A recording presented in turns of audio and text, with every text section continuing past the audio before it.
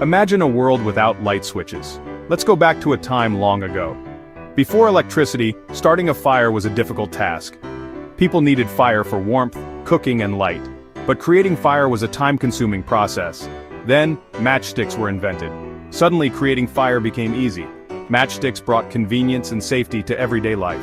Matchsticks are simple tools, yet they revolutionize the way we live. They are small, but they hold immense power. In their own small way, matchsticks changed history. The journey of a matchstick begins with a tree, but not just any tree. It starts with softwood trees, which are known for their ability to catch fire easily and burn steadily. These trees, such as pine and aspen, are chosen specifically for their properties that make them ideal for creating matchsticks. Softwood trees like pine or aspen are particularly suitable because they have a lower density and resin content, which allows them to ignite quickly and burn with a consistent flame. This makes them perfect for the initial spark needed in a matchstick. These trees are ideal because they burn easily. The wood from these trees is harvested carefully to ensure that it retains its flammability. Once harvested, the logs are transported to the match factory where they undergo further processing. The wood is harvested and transported to the match factory. Here, the logs are cut into smaller pieces and dried to reduce moisture content, which is crucial for ensuring that the matchsticks will ignite properly when struck. But wood alone is not enough to create a matchstick. The process involves more than just the wooden stick. To create a functional matchstick, we need to add chemicals to the match head. We need chemicals to make the match head. These chemicals are carefully selected and mixed to ensure that they will ignite when struck against a rough surface. The head of a matchstick contains a mix of chemicals. This mixture is designed to create a small, controlled explosion that ignites the wood and produces a flame. These chemicals include potassium chlorate, phosphorus, and sulfur. Each of these chemicals plays a specific role in the ignition process. Potassium chlorate acts as an oxidizing agent, while phosphorus and sulfur help to create the initial spark and sustain the flame. These chemicals react when struck against a rough surface, creating fire. The friction generated by striking the match against the rough surface causes the chemicals to react, producing heat and igniting the match head. Finally, we need materials for packaging. The matchsticks are packaged in cardboard boxes, which are designed to protect the matches and provide a convenient way to carry and use them.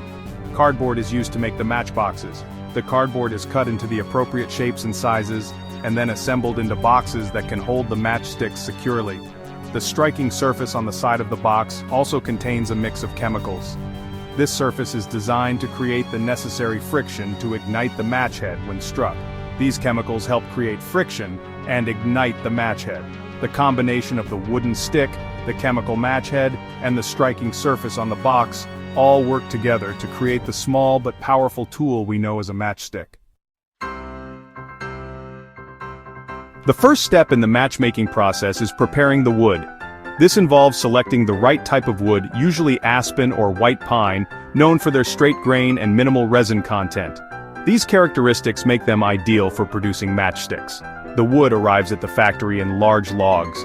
These logs are carefully inspected for quality to ensure they meet the standards required for matchstick production. These logs are then cut into thin sheets called veneers.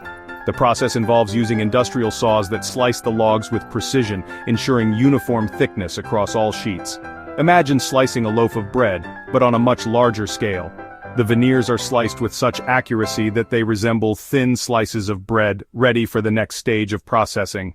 The veneers are then cut again into small thin sticks. These sticks are precisely measured to ensure they are the perfect size for matchsticks. These sticks will become the matchsticks. They are collected and transported via conveyor belts to the next stage of production. The sticks are then treated with chemicals. This treatment is crucial as it prepares the wood for safe and effective use as matchsticks. This treatment serves two purposes. Firstly, it ensures the matchsticks burn at a controlled rate. First, it prevents the matchstick from burning too quickly.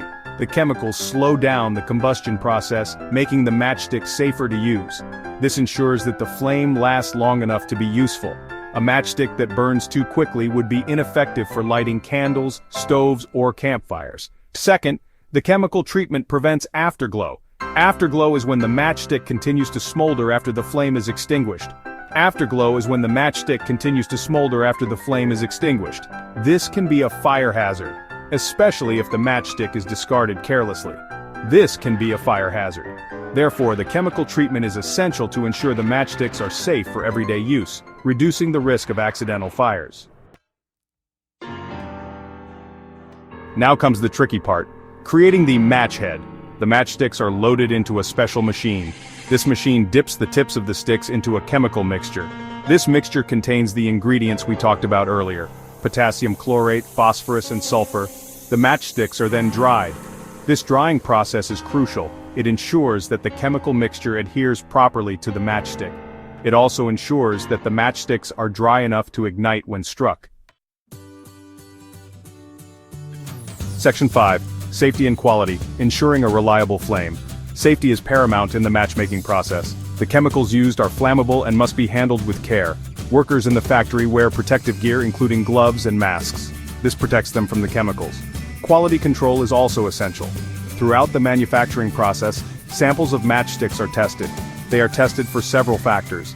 These factors include how easily they ignite, how long they burn, and how cleanly they burn. Only matchsticks that meet the highest safety and quality standards are packaged and shipped to consumers. Section 6. Machines of fire. The technology of matchmaking. Matchstick manufacturing has come a long way since its early days. Modern factories use sophisticated machinery to automate much of the process. These machines are capable of producing thousands of matchsticks per minute. They ensure uniformity and efficiency in the manufacturing process. One of the most impressive machines is the matchstick dipping machine.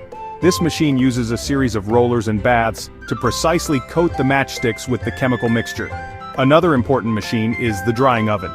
This oven uses controlled heat and airflow to dry the matchsticks quickly and evenly.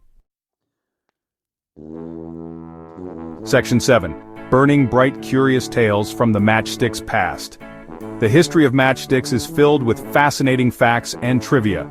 These small, seemingly simple objects have a surprisingly rich and complex past that spans centuries and continents. From their humble beginnings to their role in industrial advancements, matchsticks have ignited more than just fires. They've sparked innovation and change. Did you know that the first friction match was invented in 1826 by John Walker, an English chemist? Walker's invention was a breakthrough in the world of fire-starting tools. Before his creation, people relied on more cumbersome and less reliable methods to start fires, such as flint and steel or rubbing sticks together. His invention, however, had a rather unpleasant odor. The early matches were made using a mixture of chemicals that, when ignited, produced a foul-smelling smoke. This was a significant drawback, but it didn't stop the spread of this new technology.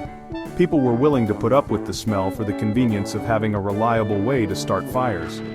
It wasn't until a few years later that safety matches, which we use today, were invented. These new matches were much safer and more pleasant to use. They didn't produce the same noxious fumes and were less likely to cause accidental fires. This innovation made matches even more popular and widespread. Another interesting fact is that the striking surface on the matchbox was originally placed on the inside of the box. This design choice was intended to protect the striking surface from damage and moisture, but it came with its own set of problems. This design often led to accidental fires. When the matchsticks rubbed against the striking surface inside the box, they could ignite unexpectedly, causing dangerous situations. This was a significant safety hazard that needed to be addressed. It wasn't until later that the striking surface was moved to the outside of the box, improving safety.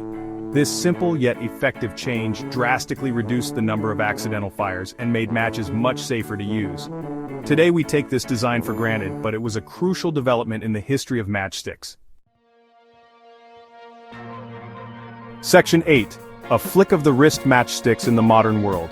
In today's world dominated by lighters and other fire-starting devices, matchsticks might seem like relics of the past. However, they continue to be used worldwide. They are inexpensive, reliable, and readily available. In many parts of the world, matchsticks are still the primary means of lighting stoves, candles, and fires. The next time you strike a match, take a moment to appreciate the ingenuity and craftsmanship behind this simple yet essential tool. It's a testament to human ingenuity and our enduring fascination with fire.